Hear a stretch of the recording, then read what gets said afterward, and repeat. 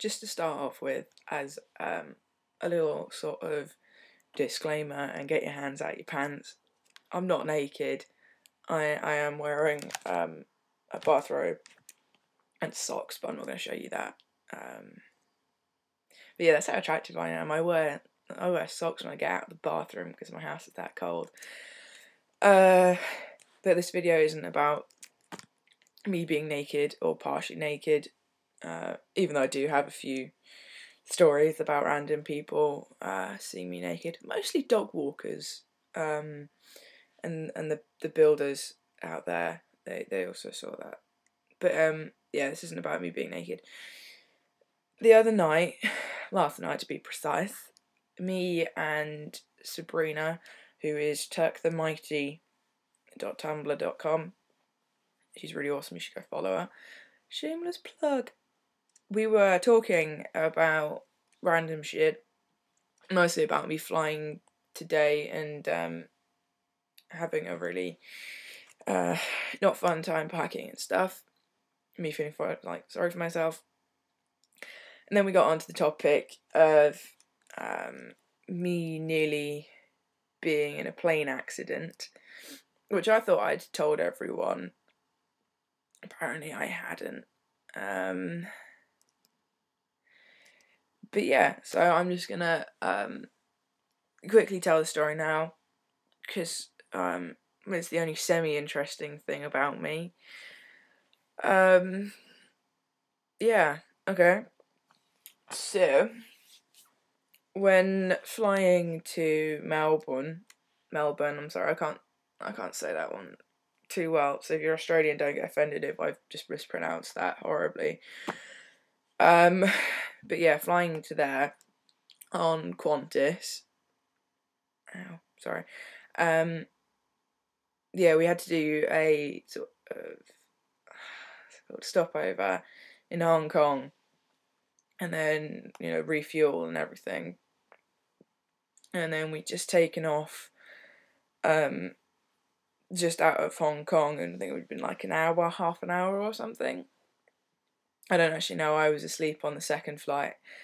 And then bam, wake up to the oxygen masks sort of just coming down and swinging down. It was mildly frightening.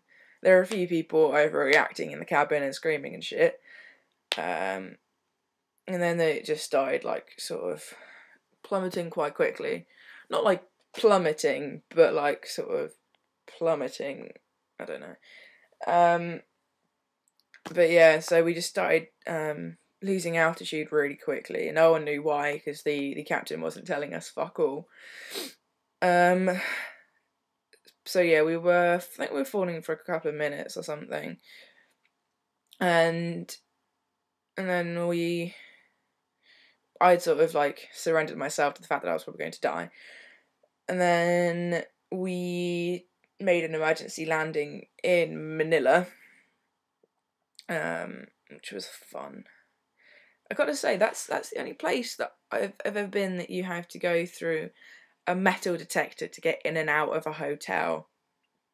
I know I have quite a few followers from the Philippines. Is that is that a normal thing, or is that just a Manila thing, or even just this hotel? I mean, I don't know. I don't want to base my assumptions of an entire country on one hotel. But yeah, that was odd. Anyway, we made an emergency landing in Manila, and as we were getting off the plane, we noticed that out of the window we could see all of the ground crew, and they all had camera phones out and stuff, and they were pointing it at the fuselage, and we were like, the hell, what are they taking pictures of? So we come out of the gangplank thing, and then there's this giant window in the airport, and everyone from the plane, literally everyone, even some of the staff and stuff, is just huddled around this window looking. And we go out and look at this window, and there is, I need both my hands for this, there's this giant hole just blown out of the fuselage underneath. It's sort of under and in front of the wing. And yeah, we were like, fucking hell. We all thought it was like, had been a bomb or something. And yeah, it was really quite disturbing. And we didn't have our clothes for most of the holiday. I think it got to about when we were in Ayers Rock that we got our clothes, and that was a good week and a half in.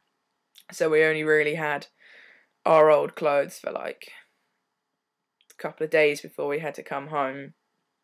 But yeah, I mean, they gave us money to get new clothes and stuff. But yeah, it wasn't fun. Okay, and it turns out the cause of the giant fucking fuselage hole was an oxygen cylinder, or at least that's what the report told us. It was the oxygen cylinder that's supposed to supply the pilots in an emergency, I think.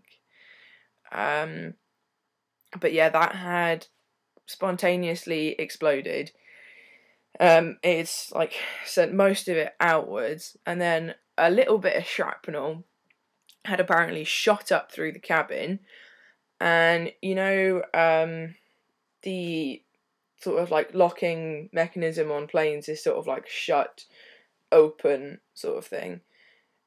One of the pieces of shrapnel had like ricocheted up and hit the lever thing, so that it was about that angle. So we were ridiculously close to having the door apparently opening on us. But yeah, they gave us all $1,000 each, which was pretty awesome. And yeah, that's probably like the most interesting story I have. And even then I managed to make it monotone and boring. But yes, this is also my method of putting off having to get dressed so that I can go get a taxi to the station. Thank you for watching, bitches. Oh yeah, and this is the actual haul. Pretty damn awesome, innit?